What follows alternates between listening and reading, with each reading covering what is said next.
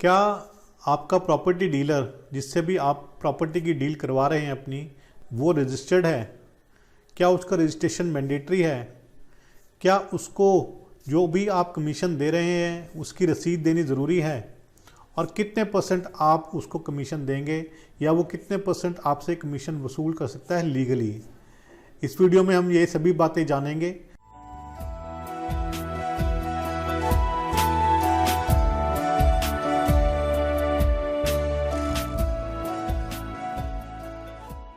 नमस्कार दोस्तों, लीगल गुरुकुल में आप सभी का बहुत बहुत स्वागत है।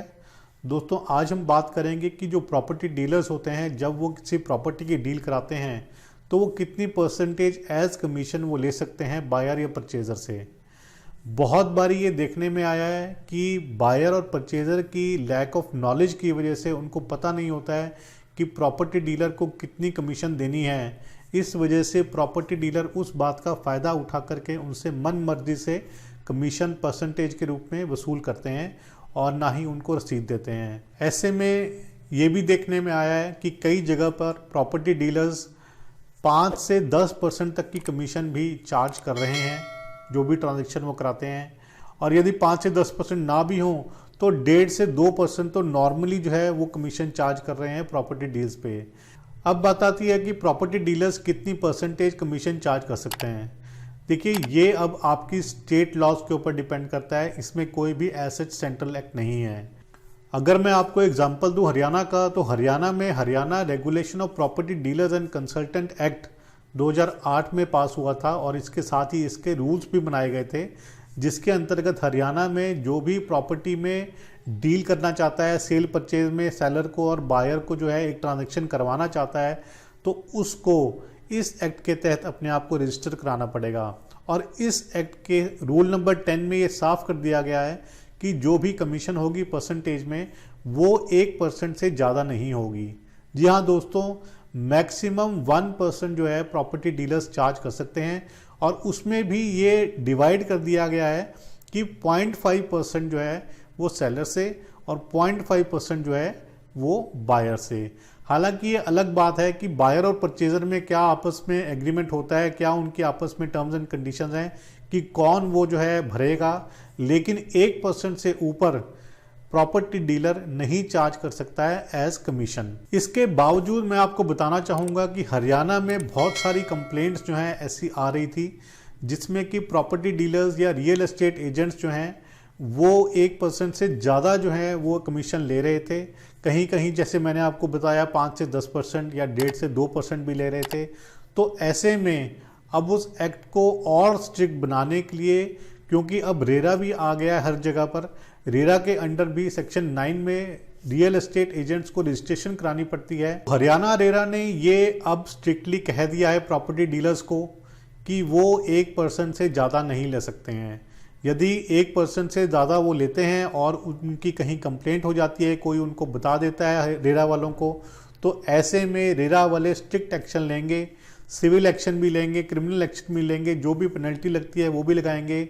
और जो भी एक्ट के अंदर और जो भी प्रोविजन है जिसके अंदर उनको जो भी पेनल्टी या पनिशमेंट देनी है वो अब करेंगे। साथ में ये भी सामने आया है कि रेरा की तरफ से एक कोड ऑफ कंडक्ट जो है अब निकाला जाएगा for the property dealers and real estate agents.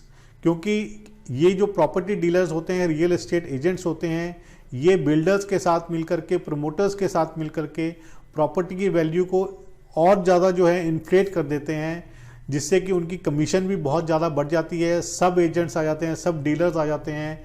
तो उस वजह से, क्योंकि रेरा के अंडर ये कहा गया है कि जो प्रमोटर है वही अपने जो है प्रोजेक्ट को एडवर्टाइज करेगा, उसके अलावा नहीं करेगा कोई भी। लेकिन ज़्यादातर देखने में आया है कि जो प्रमोटर्स होते हैं, बिल्डर्स होते हैं, वो प्रॉपर्टी डीलर्स के थ्रू अपने प्रोजेक्ट्स को प्रमोट करते हैं, मार्केटिंग करते हैं उनकी।